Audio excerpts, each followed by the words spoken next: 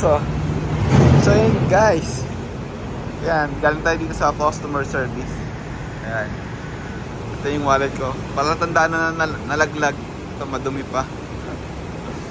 So yan.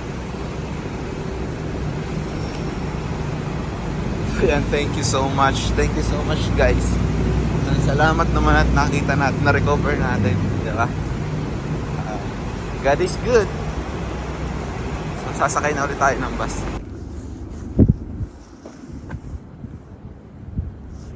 Good evening guys.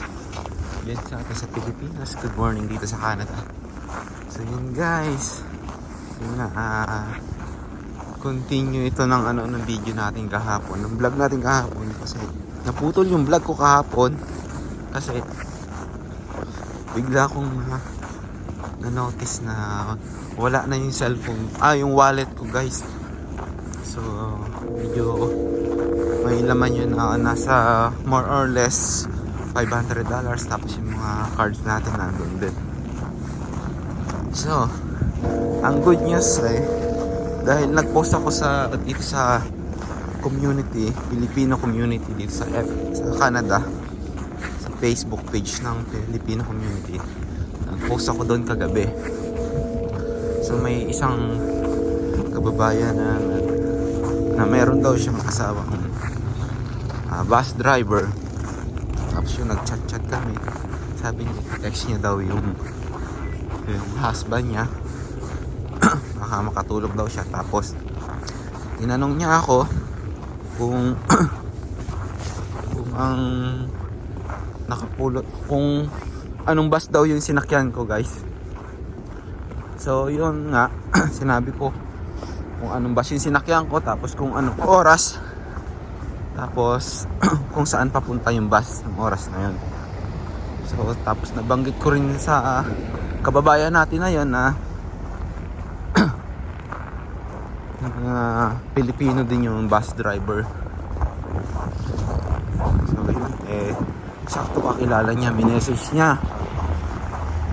So nagpapasalamat po pala ako sa kababayan natin na nagmagandang loob na tumulong sa akin para mabalik yung wallet ko. Salamat po, hindi ko na po babanggitin yung pangalan nyo.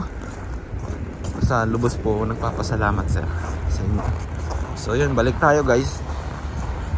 After nun nasaan na ba tayo? Yun nga, dahil kakilala niya daw yung bus driver na Pilipino, sabi niya, try niya daw i-message. Tapos may naman, maganda naman yung naging feedback.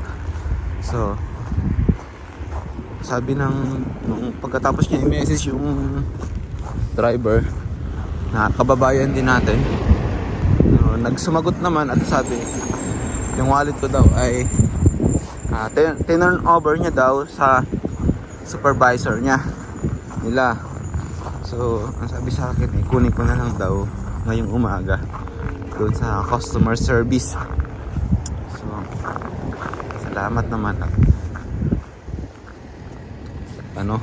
may babalik yung wallet natin.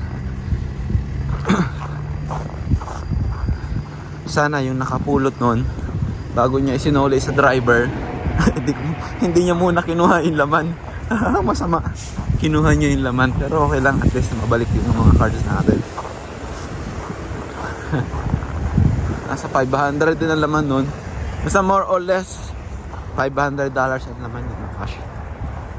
So hoping tayo, cross finger lang, sana masoli yung wallet natin, may balik yung wallet natin. Oh yeah. So malamig pa rin ngayon guys, sobrang lamig pa rin. So temperature is minus 31. Para tayo nasa loob ng freezer. Mas malamig pa to sa loob ng freezer. Ito yung set. Pero ayanin natin to, diba? Gawin tayo dito.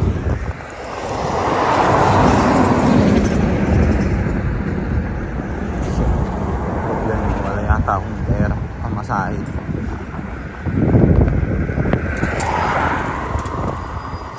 Saan umabot kung pamasahin ko?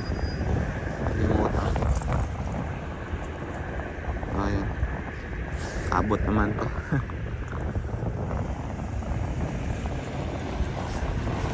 Kakabit na tayo guys.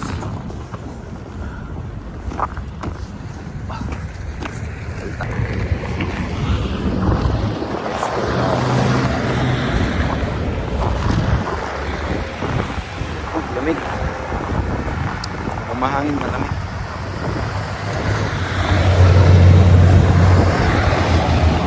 So, andito ako ngayon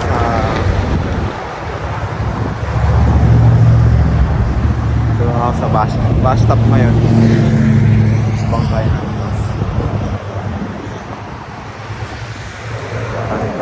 Lamig. Hindi kaya ng mukha ko yung lamig. So, yun, no? Cross finger guys. Sana kumpleto pa yung laman ng wallet natin. Na-recover natin ng so nagdala lang ako ng isang valid ID. Wala akong card so ID natira, so passport na lang din ako in case na hanapin sa atin, diba, yung proof na sa atin talaga yung wallet na nawawala.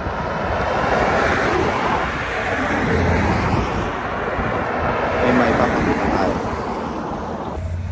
Papakita ko sa inyo guys. Ayan, pipino. Tingnan natin kung gaano katigas to.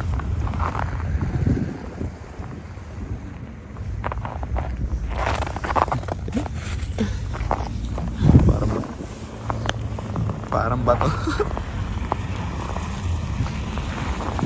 Parang bato sa tigas yung pipino.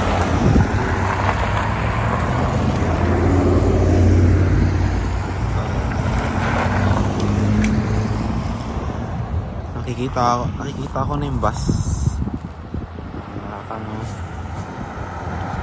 Tatanong na natin yung bus. So sige guys, pakita ko rin sa inyo yung paligid. Yung kapaligiran ngayon dito sa Canada. Ang ganda ng sikat ng araw. Akala mo napakainit dahil maganda sikat ng araw. Pero hindi, mga kababayan, no? Sobrang lamig pa rin. So ang temperature natin ngayon ay -31. O sige, mamaya update ko na lang kayo guys pagka nandun na tayo sa bus station, pagka nakuha na natin yung wallet. Salamat. So yun guys, yan, galing tayo dito sa customer service. Ayan, ito yung wallet ko. Palatandaan na nalaglag. Ito madumi pa. So yan. So yan, thank you so much. Thank you so much guys. Salamat naman at nakita natin, na-recover natin. Diba? God is good. So sasakay na ulit tayo ng bus. So this is it guys. This is it. Kita natin yung wallet natin. So nandito tayo ngayon sa bus 16. Sa bus station tayo.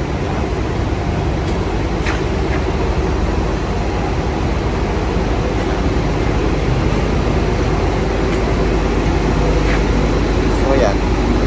Dito tayo sa bus station guys. Ito yung wallet natin. Halatang nalaglag talaga siya kasi ito. Dito pa yung dumi. Hindi pa natatanggal. So nasakay na tayo dito sa bus 16. Ayan. So ngayon bus 16 na masakyan natin. Okay. So dahil pupunta tayo sa work, diretso na tayo doon kahit maaga pa. So 9:30 pa naman yung meeting namin. Meeting, one-on-one meeting ako. So sobrang saya ko ngayon. Sobrang saya ko kasi ito yung wallet na madumi pa. So halata talagang malaglag siya. Thank you very much.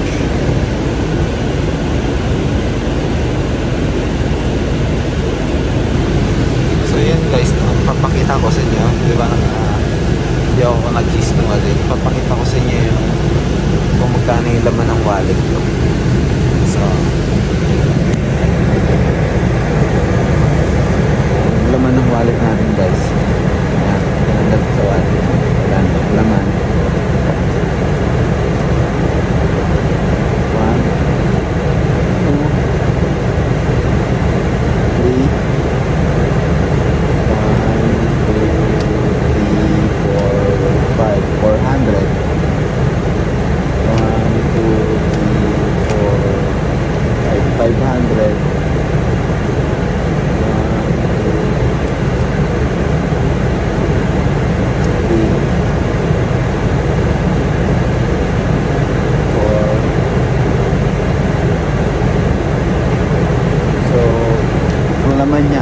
585.